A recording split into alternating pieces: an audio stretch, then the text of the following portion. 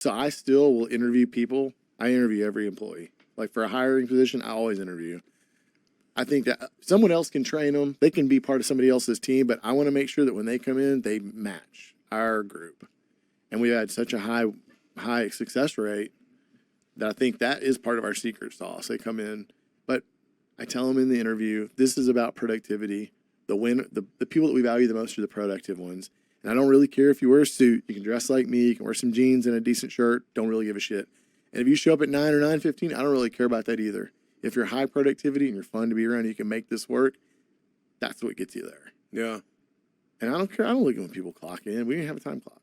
I don't look at that stuff. I don't care. I have a question. Yeah. How do you determine in an interview process, an application interview process, who's productive? That seems very tough if that's like one of the most important things for any business. I've always wondered that. I think I probably weed out about half of the people that aren't productive by talking about how important production is and letting them know how meaningful it is to us. But I think when you're talking to folks, if you're really aware, if you really pay attention and you're really thinking about their behavior and the way they talk about what it is they do, I think if you can really get in tune with them over the course of an hour, like you can figure them out. Like, I think you're a bright guy. Within the hour or however long we're talking today, you're going to walk away with a really good sense of who I am, probably. You're paying attention. You're sharp. You give a shit. I think if you do that, you can... We've only failed... Of the 23 people we've hired, 2 of them were bombs. We had to let them go. But that's a great hire rate. Stats, man. That's what I think. Now, you're not hiring... all those people who you hired, those are all not people that you're putting into a sales position, right? 12 of them are sales. No, 12 or sales. 13 or... It's either acquisition or disposition, but they're sales. They're forward-facing to a client, buyer, seller. One thing you said about 15 minutes ago, hey, every hire that we made was because we were overwhelmed. We were behind. Delivering the deliverables so important when you're selling anything to anyone ever. But your deliverables can be peerless. They can be rad as hell, awesome.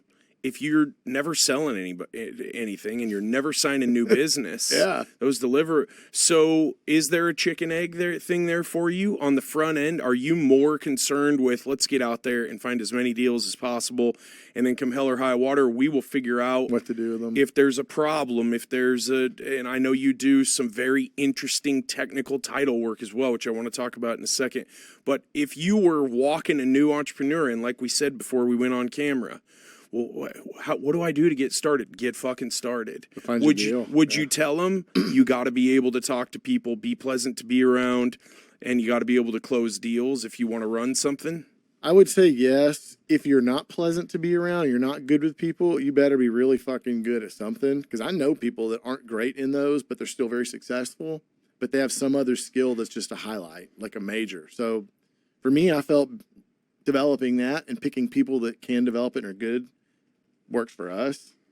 But some people have really strong suits in other ways that make them do well. The sales part of it, though, for you, obviously, when you started to figure real estate out, you were going in as an investor more than anything. Was your goal on those small parcels in San Antonio I would to knock on buy those them doors and hold myself. them? Ah. So that was me trying to figure out how do I convince this person to sell me the real estate. But the neat part is the neighborhood wasn't very valuable and it didn't have a lot of wealth at the time. So folks were sick of paying taxes on this lot that they kept having to mow. But so they would sell to me very easily. But I still had to gain their trust, spend some time with them, get them to sign a contract, get them to let me in their house. I didn't live there. I didn't have an office. I'm jogging the neighborhood, surveying, making notes, come back the next day in nicer clothes and knocking on their door. Can you let me into your kitchen table? I want to talk to you about that vacant lot next door. Right, so a lot of them did live in the neighborhood that they also owned lots in? Yeah. A lot of them would be a house with a vacant lot next to them that they owned, or it'd be one house across 4 lots. It was just a big tract, and you could buy the edges. Did you have sales experience, or was this just another thing that just came to you? You just get in there, start talking to people. Yeah. Hey, I think I can help you if you're interested in help. I'm your guy type of thing? Yeah, it was more of that. More just hey, if our goals align, we can both help one another. Yeah, I loved it. That was fun. I was getting there thinking, how am I going to get them to give me this? And then I'd walk out of that house with a contract sign, like wanting to jump, but I can't because I don't want them to see me looking stupid. Right. How did you learn what type of contract you needed to get signed and all of those types of things? My mom was a realtor. Okay. Mom, what do I do? Here's the contract. I'm gonna email it to you. Great, thanks. I just read it, and there's a blank. I'm like, Yep. what goes in the blank? Cool. Kind of like you said earlier, just go do. Just You figure start that stuff out figuring it along out, the way. man. Yeah, that on the job training, live fire. There's something that happens to your mind when you're sitting across from someone who you really need or want something from. Yeah. You're You dig on deep. you are hyper aware, you're locked in, you're bringing every ounce of energy, every ounce of charisma. That's what I was saying earlier that I don't think you can teach, dude. Yeah. The first time you sit down in front of somebody trying to sell them a roof job, you're looking into their eyes thinking, what is in their way? They tell you something, you're thinking, how do I get around that problem to get them to sign this deal so I can install this fucking roof? Right. Like everything that is in your life right now, at that moment is right there. Mm-hmm. You're giving everything, and that's why you continue to get contracts signed, I think. Yeah, I would say so. You have at a certain point you have to establish credibility. Especially if you start to get larger like you did, then you're going to go hire people. They want to know, well, is this guy like all the other guys? Am I actually going to get paid? Yeah. Can I trust what he's saying? Those types of things are important. That's where the deliverables do really show up if you can't deliver them, because you lose your credibility, and credibility is really hard to get back. When you're small and it's just you knocking on doors, these people see this young, good-looking kid who's going to hustle, who's about to put cash in their pocket for something they don't even want. They're like, sure. Please. Yeah.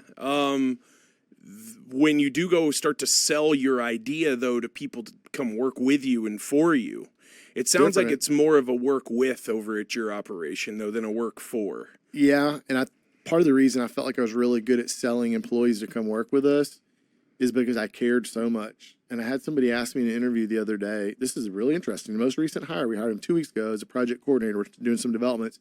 And he asked the gal that was hiring with me and me, what would y'all miss if y'all couldn't come here to this job anymore? And I thought, that's an interesting question to ask an employer. And I said, well, I'll tell you, it's immediately on the tip of my tongue. I don't need another dollar to live the rest of my life. I need no more new money. But I love this. This is part of me. If I were to lose my family, that would be a part of me lost. If I lost this business, that would be a part of me lost.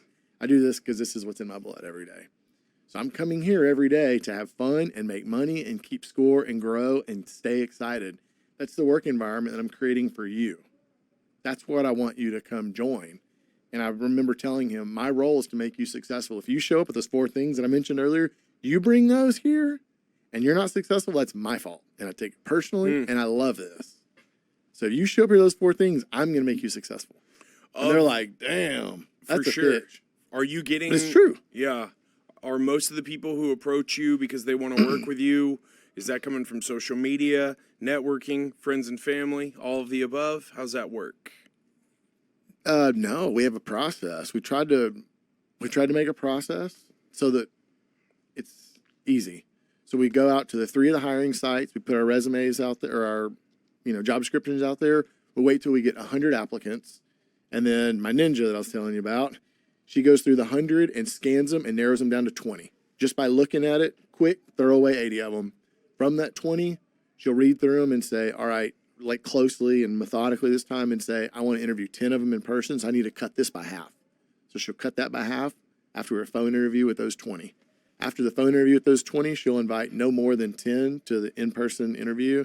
It's 45 minutes, back to back to back all day. And we usually interview between 5 and 8 people that day. And then we always get 1 to 2 people out of that. So we start with 100, narrow it down to 1 or 2.